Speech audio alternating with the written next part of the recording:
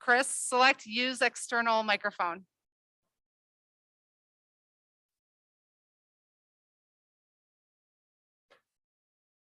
Testing, testing. Testing, testing. We're good. Great. Oh. Okay, great. Thank you, everyone. Tonight, I am so honored to introduce our guest of honor, Lindsey Olivares.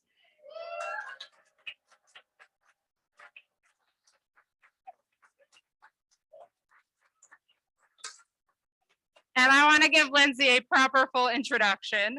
Lindsey is the production designer and lead character designer on Sony Picture Animation's original feature comedy, The Mitchells versus the Machines.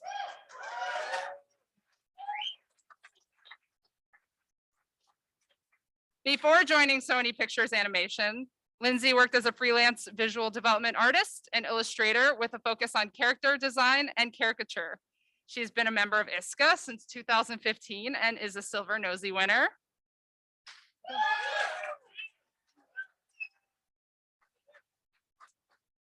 Lindsey's freelance clients have included Disney Television Animation, DreamWorks Animation, Locksmith Animation, Nickelodeon, Google, Furry Puppet Studio, Titmouse, Hornet Inc., PSYOP, Airbnb, Pinterest, and Facebook. Her film credits include DreamWorks Animation's Madagascar 3, Europe's Most Wanted, Penguins of Madagascar, and Trolls, as well as Sony Picture Animation's The Emoji Movie, and of course, The Mitchells vs. the Machines.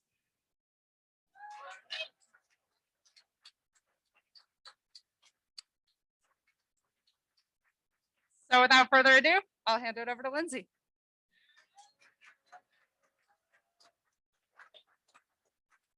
Thank you. Thank you so much, everybody. It's a huge honor to be here. I love caricature. I love this group of people. So it's so exciting to be here and to be able to share some of my work with you guys. So thank you so much. And I'll just kind of hop in.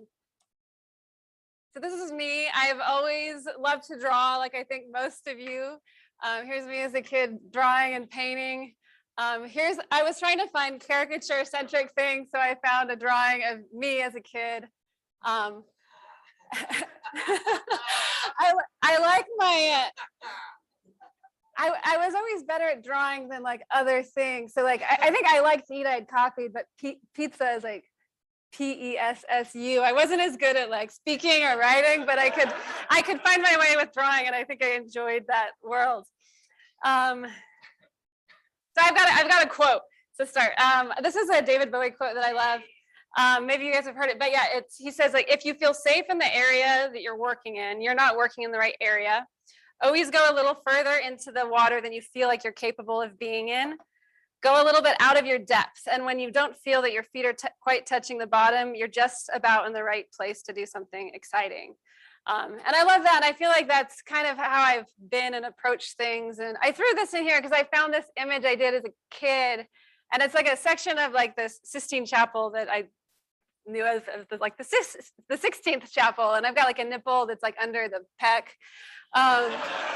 And so it's like, I love that when you get kind of outside of your comfort zone and you're gonna mess up. Like I didn't understand anatomy, but you do it and you fail and you get better for it.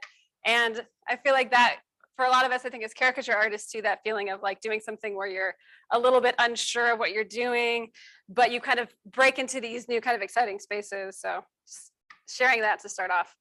So a little bit more about me. So I always loved to draw. I went to school for computer animation. I went to Ringling College of Art and Design. At the top, it's like, there's a still from my senior thesis film I made. It was really cool because I knew that I wanted to work in animation and art. I didn't know a lot about like what jobs were in animation. I just kind of knew that they were moving pictures. So I kind of quickly learned that I didn't actually like computer animation, but I did learn that I loved designing for animation and that I loved storytelling and that I loved making a film. And so I was really grateful to kind of learn all these parts of the process and learn enough to kind of learn how to break things too. So how to break, you know, like how can it look like an unconventional 3D render? Ultimately, it's a 2D thing, even though it's 3D. So that was a really fun ground for me to kind of explore that. And at the bottom, it's kind of fun. It's a caricature project that everyone had to do where you drew yourself and you made a character of it. So that's just a little sample of kind of exploring that in the college years.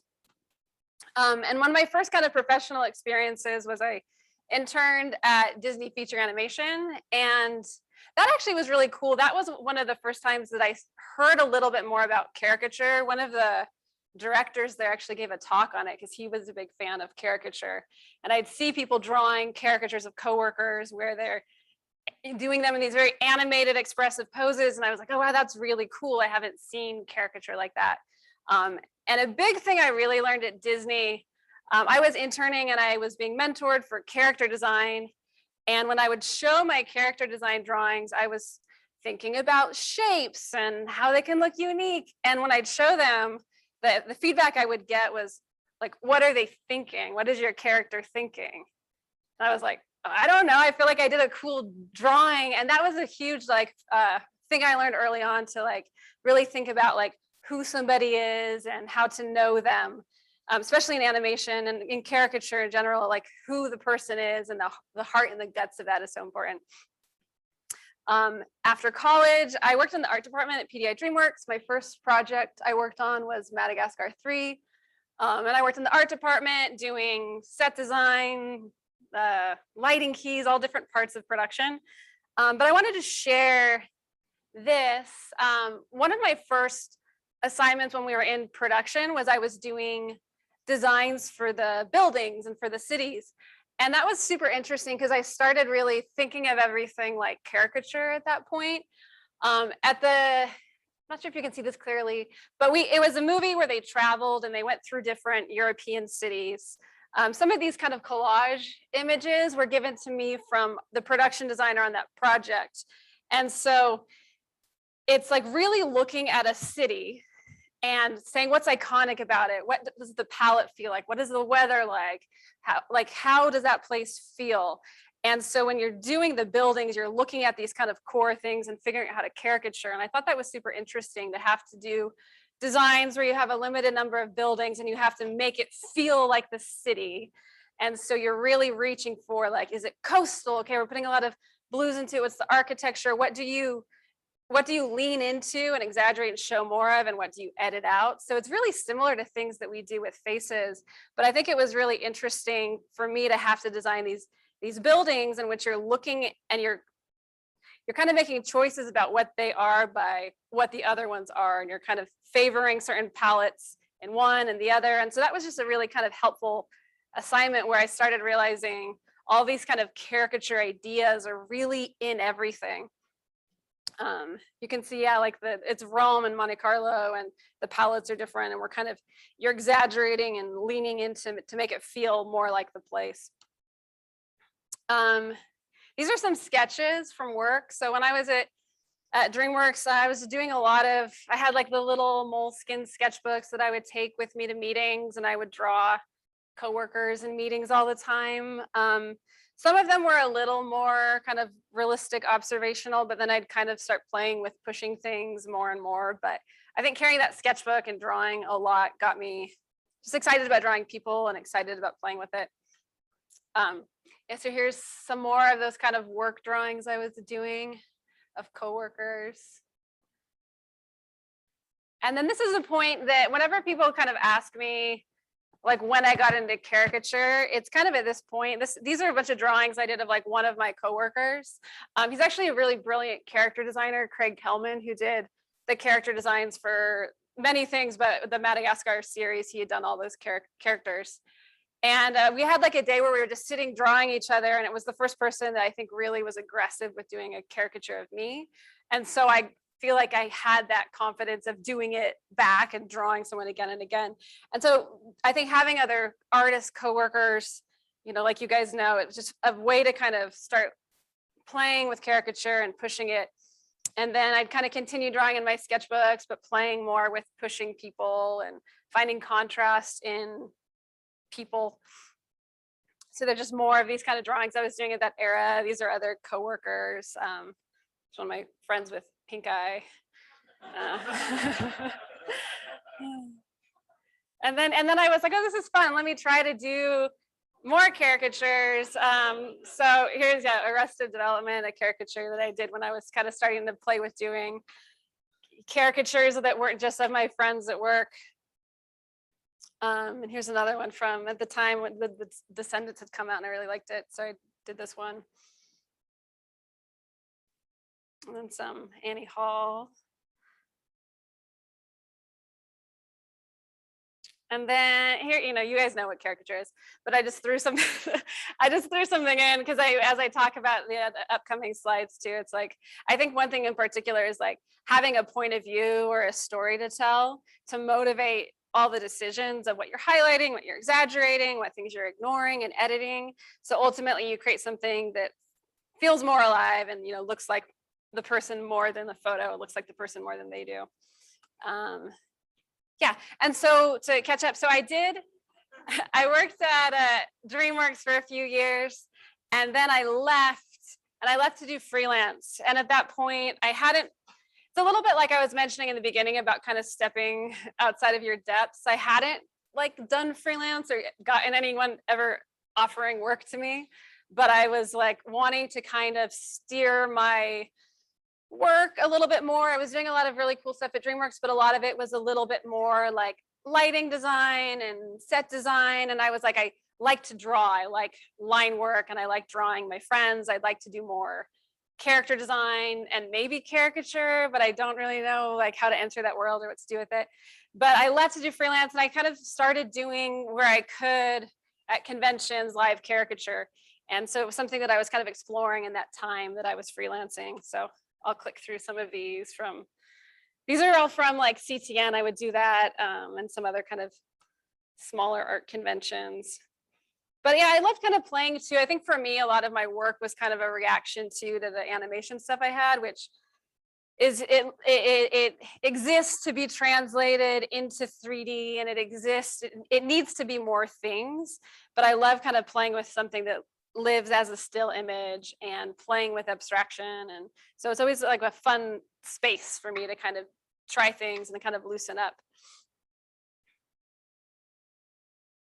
More of these. And yeah, kind of enjoying like finding contrast in people, and when you have groups, like how you can kind of play with their interactions and finding what those are to try to find some idea to play with.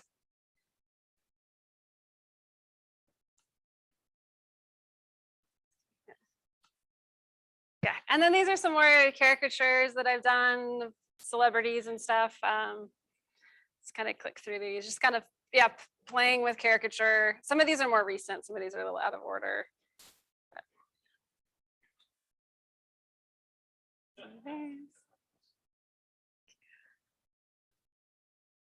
And then I threw these in here. I was doing more caricature work, posting more work, and here's an example of like, I did some freelance jobs that were caricature jobs kind of within animation. And this was a time when I think this has come out, but there was a Tig Notaro animated show that was being developed. And so I helped out and did some design work for that. So like on the left, you can see kind of like early passes, and then I think a later pass where we're kind of exploring something that could be more final. I just worked on this briefly, but it was exciting for me to find that kind of alignment of getting jobs that were caricature based, but in animation. Here's an example of a Google Doodle that I done that was kind of featuring caricature. This was a fun one for a puppet studio that did this Apple commercial in Japan. So these are kind of like a process development character design for these puppets that were caricatures of these actors. And then there's a sample of like the final ad on the side. Here's an example from early character design I did, like exploration for a show, Bless the Hearts. And so I've always enjoyed like, these character design assignments too, where, I'm not literally caricaturing somebody, but that like an eye to observation, an eye to all the things we find interesting about people when we caricature, end up being this kind of tool set that's really invaluable for character design. I've got another quote. I love to say, yeah, I paint objects as I think them, not as I see them. which I love, because I feel like in caricature and in animation, it's kind of so important to interpret, digest things, and make that into your kind of unique creation. So I just kind of want to go on this tangent to kind of set up some of the stuff that I'll show later too, and just talk about reference. Like reference is something that I think is it can be so important. I think whether it's caricature, in my job when I'm doing animation work, reference becomes so huge in how you use it. And I find that whatever it is, there's always these two types of things I'm gathering as I'm trying to kind of form a point of view of something. I'm always kind of gathering things that I could think of as like facts, and then things that are like the feelings. So like, maybe it's a face and you're getting like the information about what's there. And then maybe the feeling is maybe there's some joke you're doing or something. And so you're getting something external. And that's where it kind of helps you have a point of view. So I'm going to set this up. There's a couple of illustrations that this will lead up to, but I was at one point when I was freelancing doing like a little story based on my family. And so it's kind of like I was doing the story of us at the mall. And so I'm looking at photos of malls, the design in those sets, looking at my family, our costumes and stuff.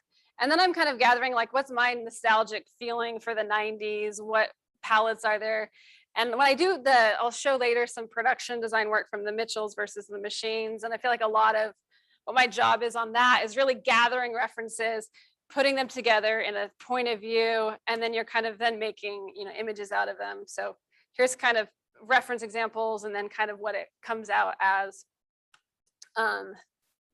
And these images, I did, so when I left DreamWorks to do freelance, I was doing a lot of personal art too. These are images that I did. They actually are animated, but I just have images right here. But of me and my grandmother, where I was really trying to kind of tell a story, capture a feeling, capture kind of the moments of what it was like. I spent several years living with her in this small town. So I'm kind of trying to inject that story. It's not super caricature centric, but there's a little bit of kind of caricaturing like the feeling of a place, and with that, like leaning into certain details and trying to make places feel specific. And one thing that's really cool about this is I was just doing a lot of work that was what I wanted to draw because I wanted to do it, wanted to like tell a story, and it was something I cared about. And this is actually the stuff that kind of brought me the most work. It was a lot of people kind of saw this and were like, oh, like I, want my movie to look like this. I like your eye for observation. And so that was kind of cool to kind of step into a world trying to freelance where I didn't have any freelance clients, but by I think doing the stuff that I liked, it kind of connected me with projects that were a good like taste match. And so I was doing those images, and then this guy, Mike Rianda, was developing a movie at Sony, and he was like, I like your work and your eye for observation. And he was like, I'm doing a story about my family, and I'd love it to look like these animated GIFs of you and your grandmother. And so I started doing images for the Mitchells versus the Machines. And this is one of the first images I did for the project. I started on the movie when it was in like the kind of early pitch phase at the studio. So it was kind of the director with a story Bible where he's outlining the main characters and kind of the main synopsis of the story. And so I was kind of tasked to like do key images for the initial pitch, to get it greenlit, and to do character design for it. And oops, I'll click through. Yeah. And so it's super exciting that the movie's been finished. It was pretty like emotional to go from this thing that had existed as a 2D image and then get to the point that we're like finishing it in 3D and approving shots that are like those early paintings. So my role on that, I was the production designer and the character designer. I started as the character designer and then became the production designer. So as the production designer, my role becomes very global, where it's like, what is the design language for the movie? I'm working kind of with all the art team, whether it's graphic design, set design, so that it all kind of funnels under one kind of visual philosophy. So I can talk more about that later, but there's elements of that you're working out with character design. So it's like, how, what the shape language is, how kind of wrinkly and human and imperfect they are. Because ultimately, I think of the production design as caricature so much because we were doing a story about humans versus machines. And so it felt like that was so important to caricature. So with the humans, it was like they need to be as human as possible. Like nothing can be a straight line. Their clothes need to be wrinkled. They need to be imperfect. When they have a phone, it needs to be cracked and have fingerprints on it. And everything has to be as human as possible. And very much like caricature, you're even if so, maybe if it's for a specific character that is like the tech exec, but for the most part, everything kind of needs to lean into that main caricatured theme of these imperfect people that are kind of contrasting these kind of sleek and perfect robots. But I'll hop into character design stuff for it. What did I say? Character design. So character design is kind of cool because it feels like this kind of blind reverse caricature where instead of looking at someone in front of you, you have a script and you're kind of caricaturing who you think that person is based on words and based on the story. So it's so important to kind of watch and observe and really digest the story information, kind of form a reaction of who that person is, and then kind of draw that feeling or reaction that you have. And some kind of tips for things that I think are important are like gathering good reference is super important. I think for this movie, it was super important that they felt familiar and felt like real people. So I'll spend a lot of time looking at real people and looking at a lot of people that feel like that character and thinking carefully about like what they're wearing, what the details are, their posture, how they carry themselves, how they relate to other characters. So it's good to ask a lot of questions up front. You're kind of asking them to yourself. You're asking, for me, like to the director, questions about them. So you kind of know as much as possible and you have as much kind of data to draw from. Drawing them in groups, and I've got visual examples later. Think of how they relate to each other.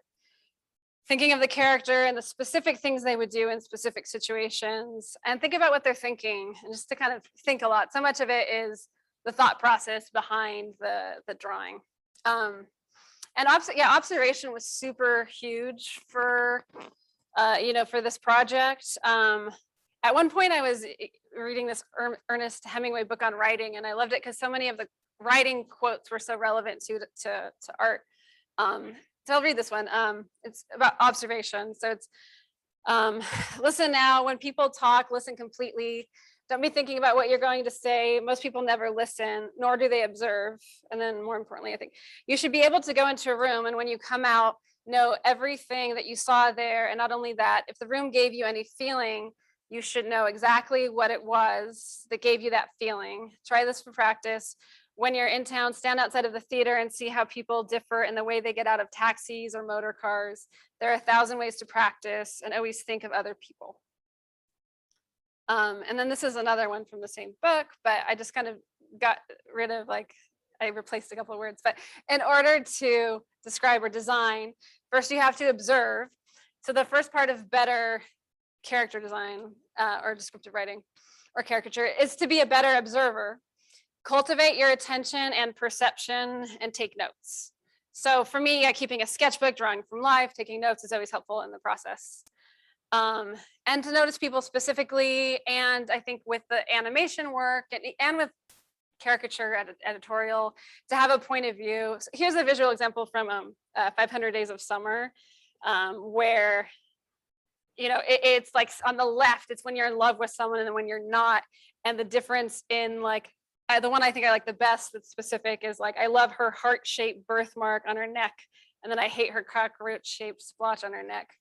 And so I think with character design, or maybe it's editorial, I think having that point of view of do you want your audience to feel some way about that character, and how can you use every detail possible so they feel some type of way? So you're trying to have a point of view and inject that into every detail.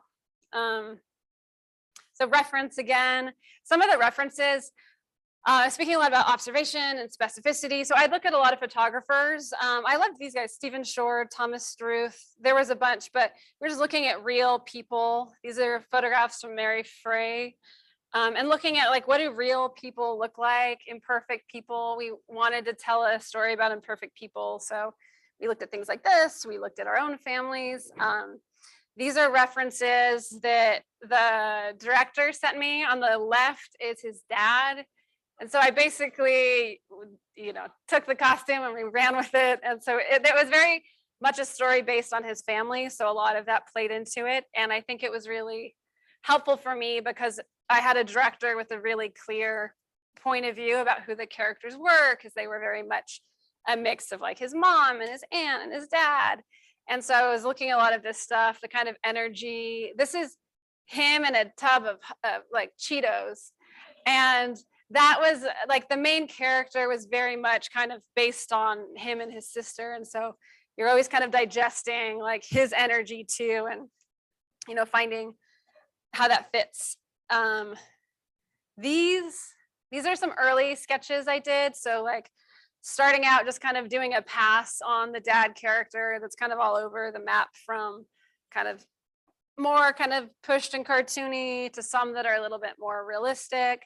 So we're just kind of doing these quickly to kind of get a sense for like how the director was feeling about like how to push it and what we want to do. So we wanted something that had some space to be kind of caricatured, that the animation and acting could kind of have big shapes and broad range, but that it could have enough realism in it that it felt like there were stakes. It was also like this apocalyptic robot movie, so it felt like there needed to be enough familiarity and realism that there had stakes. And so you're always kind of designing to be a part of this bigger storytelling context.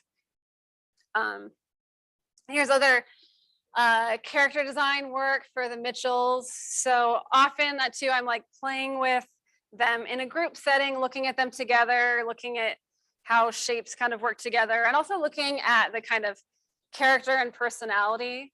And some of these two, I wish I had the photo, but the one on the right, it's a mix where I was looking on Facebook too, and I was actually looking at like a photo of the director and his wife and the kind of dynamic they had, and infusing that into some drawings. So I'll use a lot of photo reference, and a lot of it isn't to literally copy like a design choice from a photo, but it's a lot about mood, it's a lot about attitude, posture, and things like that. And a lot of it too is playing with them together, how they group together, how they can contrast against each other. Yeah. Here's kind of what was our like kind of final character design for the dad. And so yeah, so there he is. It's for pitching it and stuff and developing it too, we're trying to put as much story into it as possible. So he's got these like dead possums. We're really trying to sell him as this like outdoorsy kind of nature freak to set up that conflict in the designs too between him and his daughter.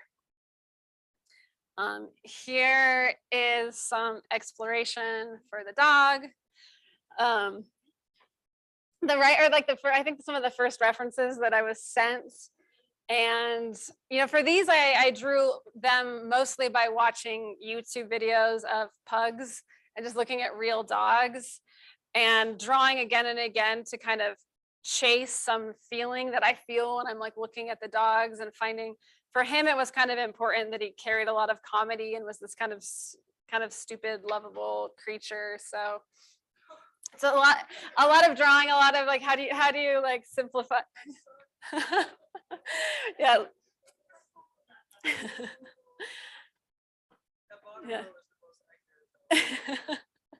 Thank you.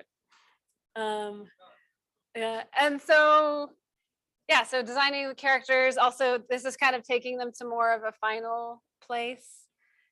So it's like we'll take the 2D character design, a modeler will do a model for it, and then we'll kind of paint over it and work out all the specifics too about like what their fur looks like, what the patterning is on them.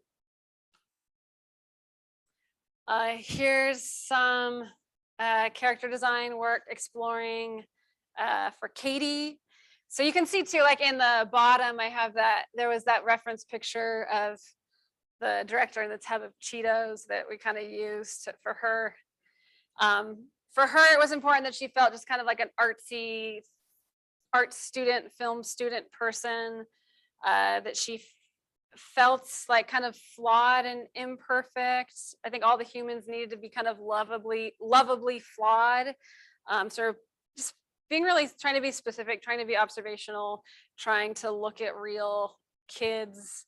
Part of it's playing with the attitude too, and kind of pushing something to feel like that person. So it's like helpful, I think, in like pitching these designs to kind of capture her attitude. How outgoing is she? Is she more reserved? Yeah, more designs for Katie. Yeah, a lot of it's really playing with personality, posture, costume. And I think for a lot of these too, I think similar to how I think about caricature, I always think of this stuff as feeling like you're like desperate to kind of prove to somebody or show somebody how something was. And so you're like trying to kind of like distill all of this information of trying to imagine, this is a real person, and you're really trying to like prove that to somebody in a singular image. So you're using everything you have. It's like, is her hair, how messed up is her hair? Like she was supposed to be someone that was like always kind of making films and barely sleeping and stuff. And so it's like, in one of them, she's got like Cheetos in her hair and it's a little messy. And you're trying to think of her as she might be telling a story, what she's doing, and trying to infuse that life into her. And I think by observing people and kind of gathering all these things we observe when we see people, it's like this kind of database to put into characters.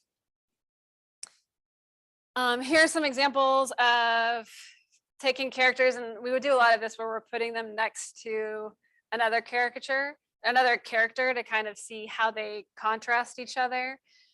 This was, I think, a big thing for us of playing with how much they were similar or not, because at the core of the story, it's this relationship. And it felt like they're two people that are very similar, but don't think that they are. So they're kind of opposites, but they're kind of the same. So sometimes we're kind of playing with them having the same type of energy, but they look different, but they kind of have a similar attitude to them. And then in some, we're kind of playing the contrast up a little bit more. So I would do a lot of meeting sketches. And this is kind of an example too of like having sketchbook drawings informing your designs. And so this is actually on the left, it's really rough, but it's a little doodle of it's actually the president of Sony Animation. And she was a meeting and she was like sitting with her like feet on the table. And it was just kind of like a funny extreme posture to have. But it also kind of felt right for the character. And so this is like a doodle that I was doing. And I was like, I think this detail also feels right for our character. And that's kind of an example of like taking a reference and then putting it into the design. And I think all these details really help. Like at this point too, we had a design that we liked, but when we presented it, because you have to kind of present it to the studio, to your kind of executive producers and the head of the studio, they were like, oh, we kind of like it, but is this it? Like, could she be like the leading lady? We see her on the side of a bus? I don't know.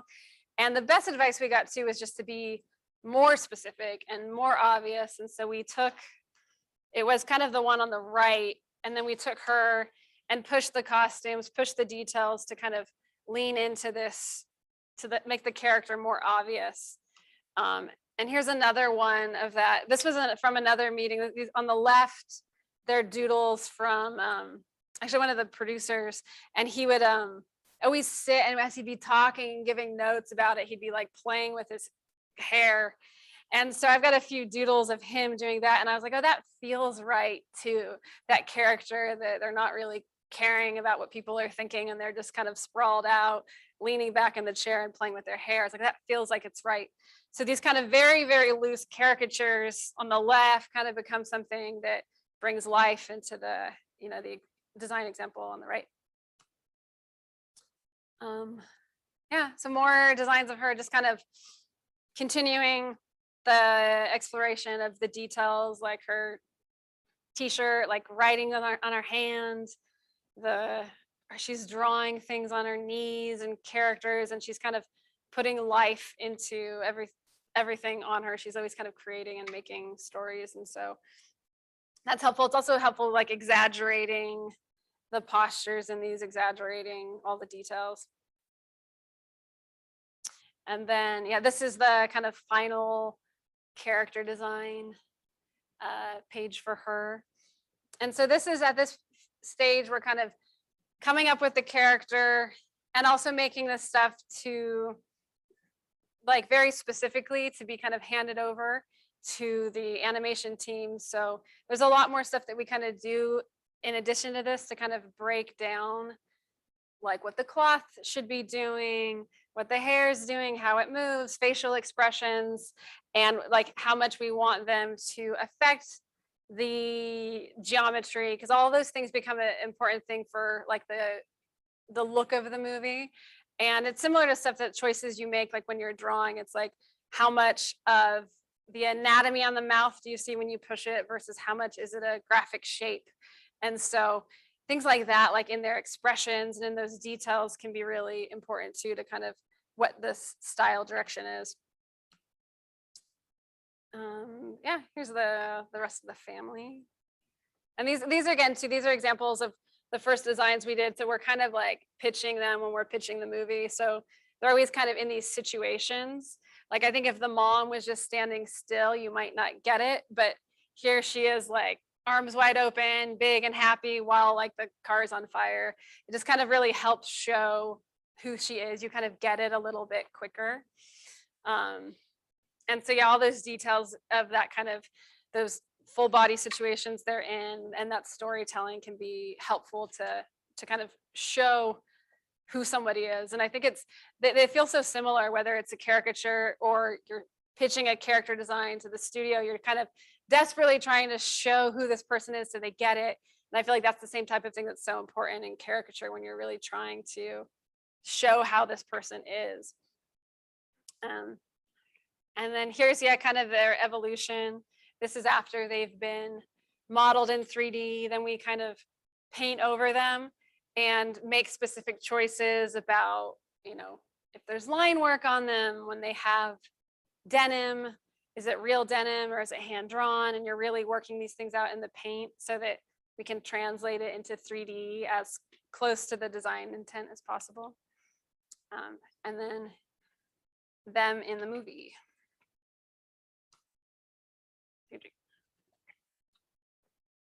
These are some character design exploration for the kind of tech CEO character, Mark Bowman. This was kind of fun. At the top, they're early sketches. At the bottom, we had done the voice casting, and Eric Andre voiced this character. And so there was a point that we were still trying to figure him out. And I think for the same reasons that, you know, he's playing a character, but the reasons that he's right for that role are kind of right for this character. So a lot of the drawings I would do of him, I'd be watching videos of Eric Andre and trying to kind of find details about him that felt right for the character. And it's a little different where like likeness doesn't matter. We're not trying to have the characters like look like the actors, but we're just trying to kind of capture the feel and find clues in the actors, because sometimes they can really help. And then these are earlier versions when he was like Mark Zuckerkorn. So yeah, just some ideas for exploration. This is a version of the Posey family, and then some exploration for them too on the side. In the early version of the movie, there was a president in it, and he was one of the main characters. And it originally was actually just that Obama was the president. It was a while ago that we started, and Obama was president, and they were going to kidnap Obama, and he was going to help them like fight the robots. And that didn't last. But then we were like, okay, well, maybe we're not going to be able to get Obama, so let's just do it kind of more generic. And so these are like slightly Obama inspired, but more kind of a more general president. But I've got a lot of different drawings here, and these were so fun too, of like really looking at politicians and observing them and kind of caricaturing things and trying different designs. And this was a take where it's kind of funny now, but we were like, oh, what if it's kind of Biden-like? So we've played with some of these. So got examples of some of the references I was looking at. So I love just kind of looking at the postures they have and how can you caricature those to make it feel like what we see in politicians. And I'll click through. But yeah, we looked at a bunch of different politicians. Again, we weren't trying to like get after the Obama thing. We weren't trying to get it to be someone in particular, but we'd look at real politicians and do different explorations based on them so that ideally they could feel like a real person.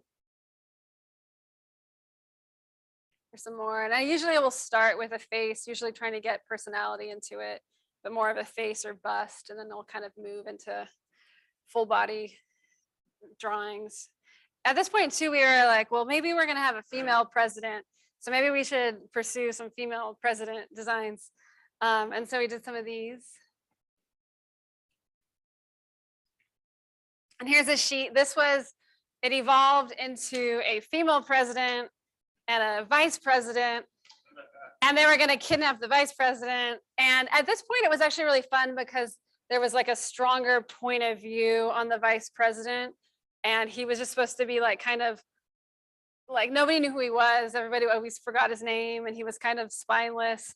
And so like having that writing was really helpful. So it's like kind of playing with this kind of stronger, more stoic, powerful figure, and then one that's like a little goofier. Here's some more.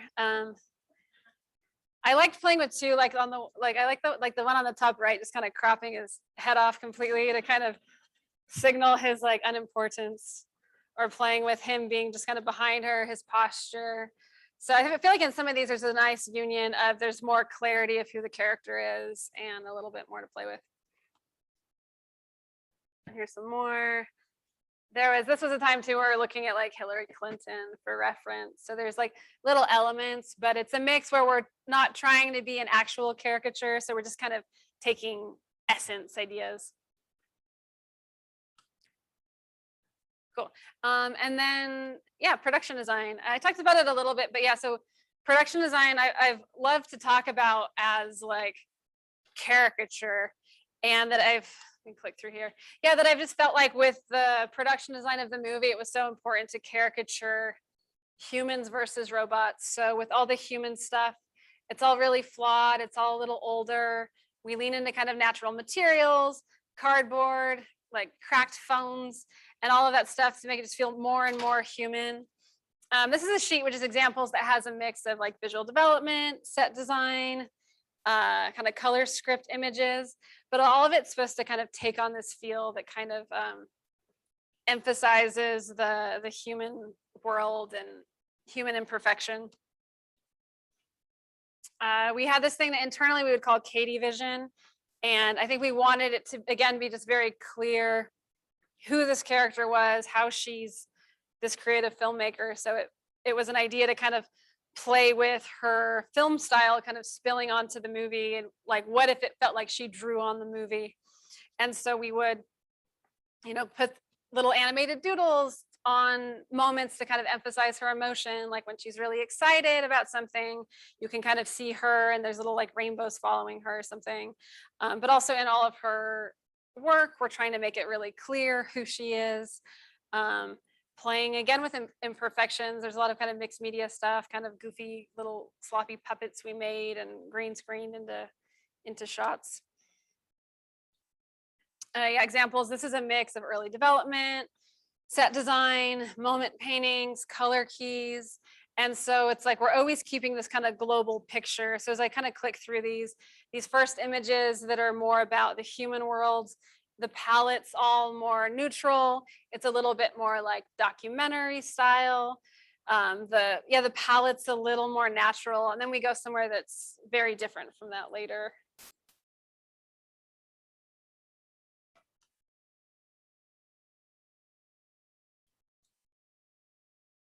through these. Yeah, so the two worlds, like humans versus robots. This is an example of like an early reference sheet that I pulled, just looking at reference. And I've felt like it was super important to the movie to like really caricature like what tech is actually. You know, there's a world where it's like more gears and metal or Terminator or Boston Dynamics, but it felt like the technology that we interact with mostly is our phones. It's these like glowing devices, these neon apps, and these kind of soft gradients. So just kind of gathered references of what apps look like, what those palettes look like. And it felt like we just wanted to caricature tech and caricature what that is. And so here's another example of reference. These are references that I was pulling, looking at how does tech present itself, looking at Apple ads, the types of shots they have in these like commercials for products, and thinking of those in like these kind of old Hollywood beauty photography photographs, and thinking about like how great that contrast is, where the humans are always kind of wrinkly and lumpy and a little like less flattered, and the robots are just kind of like glorified and shiny. And so that's kind of examples of references, and then kind of where we end up. So, you know, I hired a branding designer to do graphic design work. So we looked at like how tech companies looked and wanted it to feel just like one of them. We didn't want to kind of directly copy or parody one in particular, but wanted it to feel like it was of that world. So we did this kind of branding work where we're playing with all those kind of neon colors and gradients and playing with presenting the robots in the same type of way so they can kind of feel like how we see tech. And for this is just like for the set design too, I'd always think of it just as caricature. Like I wanted, when they're in this office for this cell phone that's trying to take over the world, it was like, can it feel just like a phone app? Like, can it just feel like they're in a gradient? And so we basically kind of caricature the design world we'd built. We kind of caricature tech, you know, we'd take reference to, this is James Turrell kind of lighting installation spaces, and looking at how lighting and color can kind of fall on a character to kind of caricature the point of the story. Like when the humans are kind of losing power and they're kind of overtaken, we overtake them visually, and they lose their human color, and they're just very much consumed by these kind of tech color gradients. And this too, so whenever we would have phones in the movie, we'd kind of exaggerate this kind of cyan glowing light. And cyan was one of the kind of dominant colors too for the like PAL Labs branding. And in the movie, you know, the people are on their phones, and in the end of the movie, there's kind of this extreme version where they kind of get, you know, they get a world where they're like basically in their phone, and they're in this kind of capture pod rocket thing. And so this is an example too of like when we're designing this rocket, it's basically just like a caricature of where we started. So we start somewhere where it's people with this little cyan glowing light, and by the end of the movie, they're like in this cyan glowing light, because we're like caricaturing what it is to be kind of absorbed by your phone.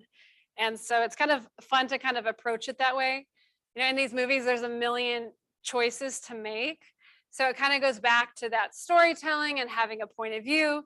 And so it's super important to have this point of view about what it's all about. And so then you focus on those, you kind of know what colors to make things, you kind of know what shapes to make things.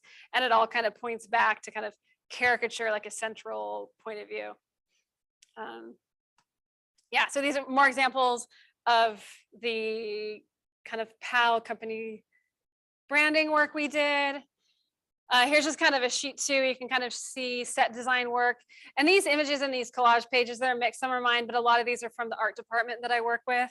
And so we have kind of these really cool like campus building designs by one of our designers. We've got graphic design work. But you can see when it's together that it's all kind of fitting under this umbrella of something that kind of exaggerates what tech feels like. We're exaggerating like the minimalism of spaces like you have in Apple stores to contrast spaces that are super cluttered and lived in. And more examples of how that kind of caricatured space plays out. These are examples too. in the middle of the movie, when you kind of have these worlds colliding of the robots coming into a human world, it's like taking that palette and bringing it into that space as a way to kind of make that clear. You're always using as many tools as possible to tell the story. So you're doing it with color, you're doing it with composition.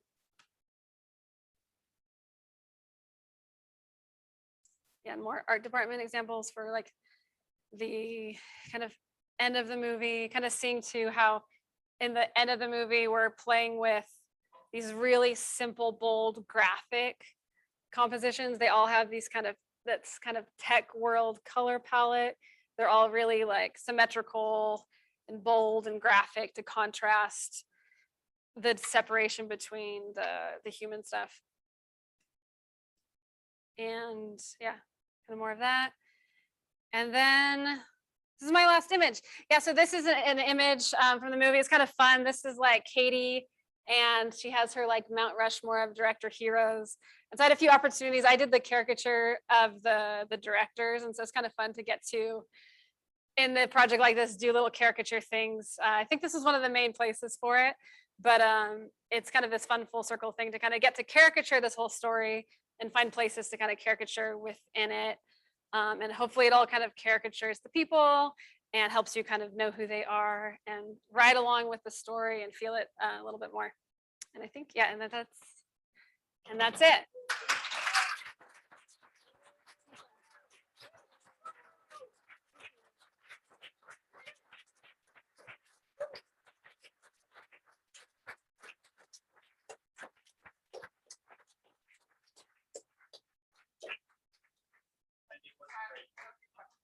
Yeah.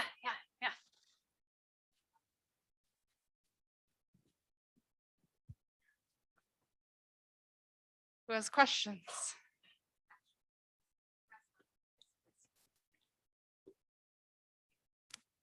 I'm just curious, do you see a fundamental difference between character design and caricature, or do you think they kind of serve the same purpose? Wait, I have a mic, right? Yep, you're Yeah, okay. I really do see them as kind of the same thing. I think the output can be different. I don't know that that matters. I feel like the guts of it feel really similar. I feel like I'm doing a similar process. I feel like it's similar of, yeah, like having an idea. What things do I use to make that idea more clear? I feel like when it's a face, it's like, oh, maybe it's about the nose, and then maybe the mouth does something to support that idea. And it's about hierarchy of ideas. And that's what we talk about all the time on the movie, where it's like, maybe it's this accept Katie Mitchell thing. And maybe there's other, like maybe the doodles on the side are fighting with it. So you're like, okay, this is alpha idea A, this is B, this supports it. And it's like having that clarity of what's the vision, how do these things support it, these things don't, so they're gone. And I feel like that's the same things that we're doing a lot when we caricature. I think ultimately that the output, there's more technical things where when I character design, I have to care about like every angle because it's going to be moving later. But I feel like the kind of guts of it and the process that happens like in the artist's mind is very similar. It's just that it goes through more steps and it lives a little longer in the process instead of for the single image. But yeah, I feel like it's super similar.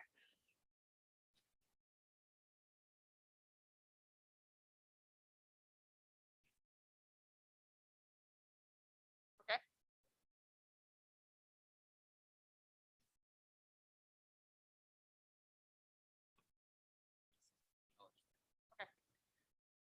Question from the Zoom. How long was the character design process for the Mitchells? I started in 2015, but it was a mix where I was doing some early development, mostly character design, but it was that probably 2015 through 2018. But it wasn't full time in the beginning, but that was the kind of main period that we're really exploring them. And then it changes where then you have like a season where you're getting more technical about it to get enough production information to deliver to like modeling and the cloth hair effects department.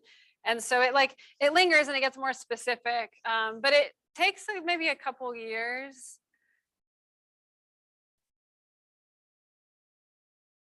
Any other questions for Lindsey? Oh,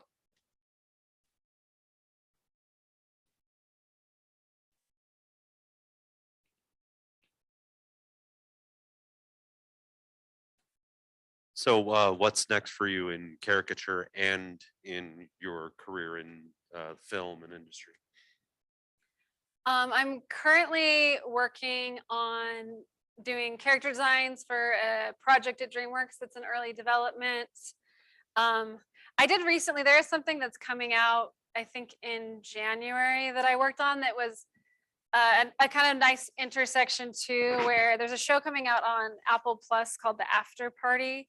And it's mostly live action, but there's an animated episode. And so I did a character design lineup of all the characters, and it was really fun because like they exist in all the other episodes. So you're given like pictures of them and the costumes they wear, and I was able to play with those and do character design for it. I haven't been involved in like the production of it, so I haven't like seen it, but I got to do some design work, and that's coming out. But for caricature, I feel like I'm always trying to find where that is. I'd love to do more like editorial or play with that, because I do really love actual caricature and not just kind of caricature applied to animation. So I think I'd like to do more. I'd like to do like a caricature project and stuff. So hopefully with this project behind me, hopefully there's a little bit more space to explore more caricature and editorial caricature type things. Lindsey, a lot of us haven't got a chance to work on a cool project like this. So I was wondering, what's the general atmosphere when you're working with a team when you're throwing out these ideas? Like, are you guys art jamming? Is it just like a lot of notes? Like, what's your creative process in that when you're working with a group of people? It's like in the beginning, it's kind of small. So like for this, sometimes it's like me gathering reference, putting together these like reference sheets, presenting it to the director. We might kind of have a jam about it. Like we'd have times where it's like the director, the co-director, me, maybe the head of story or something in a room with a whiteboard talking about things. So it might be a bit of a back and forth where I might bring some visuals, we might talk about it, we might talk first. And it is usually a small group, but kind of dynamic, where you have that whiteboard and you're talking about ideas, you're talking about movies you like, talking about what feels right.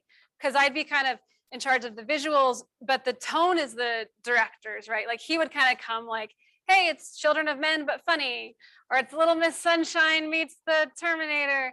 And so there's a lot of like, what's the tone of your comedy that he brings? And then it's like, how do we do? So it's like, okay, we want to go kind of dark with some of the comedy. So here's how maybe the visuals are kind of like bright colors so we can balance that tone, and you have conversations. And then you kind of get some of those bones where I'll have bones where I'm like, okay, the robot world's all neon. And then when my team grows, I have more people. So you're talking, and then I'm kind of pitching the philosophy, and you kind of give like everything these clear lanes. But then when the art team comes on, they have like space within that to like explore their set design assignment. And then I'm kind of setting parameters of like, this color means this, and this thing needs to be like this because the character's like this. But within that, you just like communicate who they are. And then if they really know who the dad is, they'll have a good idea that's like on story for what like the dad's bumper stickers are or something like that.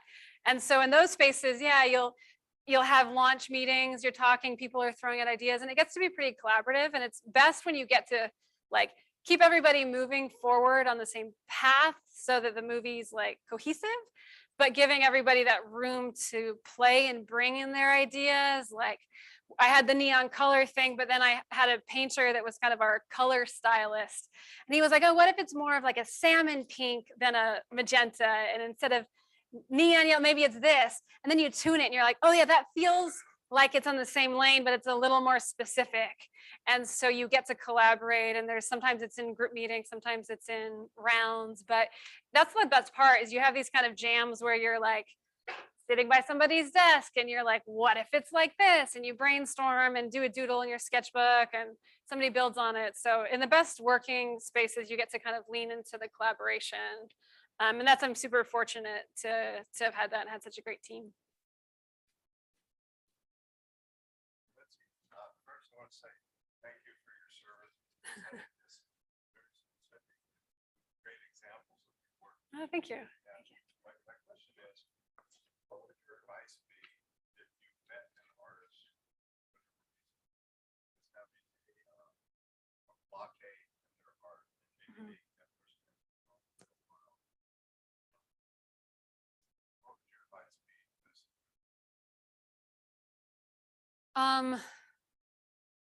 That's a good question. I think when I should listen to myself because I feel like I've had blocks lately. I think maybe it's like not being too precious about things and how do you kind of loosen up and find it. Like when I get kind of blocked on faces, sometimes I find quickly drawing faces, like looking at a crowd and doing drawings that I'm not going to show anybody. I think sometimes that sometimes the expectation of what comes after who you have to show it to or what it's for can be blockades. And if that's a blockade, I feel like, how do you take that away? Do you do drawings that you promise you're going to tear up right away just to do them so that you like loosen up that muscle? I feel like things like that, I'll try to get rid of whatever the external pressure or stress is when I'm having a block. Lindsey, I wanted to ask sort of a little bit about the business end, the professional end of creating an IP like Katie Mitchell. What do you consider your stake in it? Like either not just like professionally, but emotionally. And how do you react when you see fan interpretations of Katie or the Mitchell families or anything from your designs? Yeah, that's a good question too. When seeing fan art or cosplay is kind of it's been super cool. It's been very surreal for me. It's my first time like doing character design on something that's gotten made. I think I'd done some stuff before that hadn't really made it to screen, and so it's been kind of surreal and super cool. I think I've wondered that there's a point that I don't have kids. I don't know what that's like, but it almost feels like your kid goes off to college, which the movie's kind of about, where it feels like they leave being just your thing that you and your team knew. And it's been kind of interesting to see people like talk about the characters like they're people or talk about things that they, think about the characters. And so it's been interesting to kind of see them go into the world. Yeah. Lindsey, thank you so much. That was really fantastic. Thank you. Thank you.